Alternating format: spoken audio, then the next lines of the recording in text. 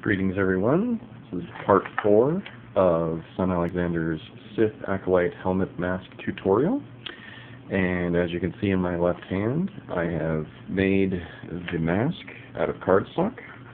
I didn't do a tutorial out of that because really it's self-explanatory. I'll include a link to my Facebook page where you can click on the picture and save it to paint or whatnot and print it out.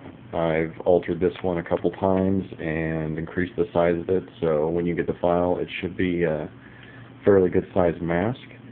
But I used hot glue on it as well, as you can see on the seams.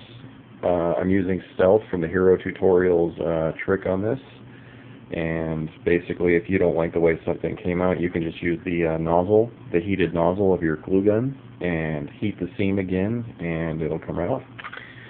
And as you can see, my helmet is drying and there is no crease on the top.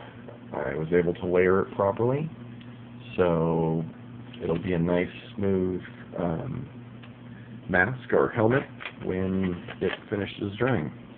And at that point we will be masking tape or hot gluing it onto the helmet and bending it properly so it folds out.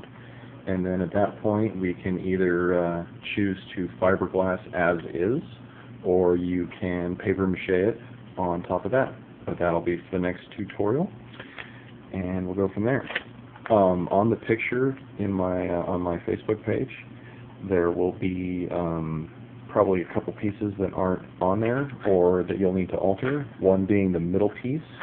As you can see, the middle piece is like this. However, I had to alter it and increase the size just a bit and fold them up so it gives it that indentation on both sides.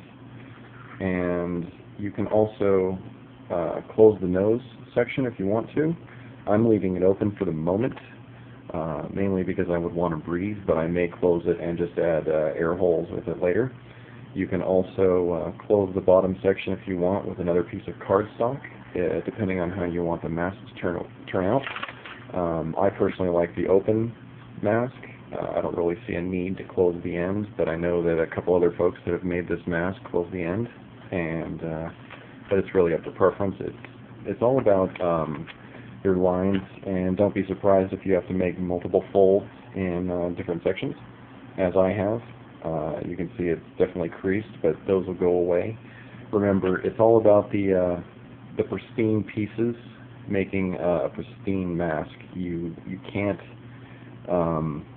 if any one piece isn't right, it's going to show up. And one of the big things you're going to have to be concerned with, and this is the problem I had originally, was when I paper mache'd the cardstock, when it got wet and dried, it bent in several places. So what I'll be doing is I'll be reinforcing the back and probably the front with masking tape before I do that, to give it some more strength so the water won't soak through it, and that way I can just make a nice seamless mask without having to deal with the warpage. And that's really the main reason why I'm redoing this, is because I didn't like that. Also, I may end up using Bondo body filler instead of Bondo resin, mainly because I didn't care for the way it seemed to porous.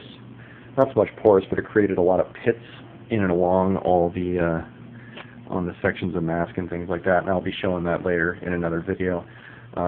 What I'll probably end up doing is I'll use resin on the inside of the mask with the fiberglass matting as a boning to give it strength, and then on the outside I'll probably do the Bondo filler with a spatula or something like that. But that'll be in probably part 6. Part 5 will consist of showing you how to line up everything on the mask, and then we'll paper mache it and we'll go from there. So this has been part 4. Thanks for watching, and stay tuned for part 5.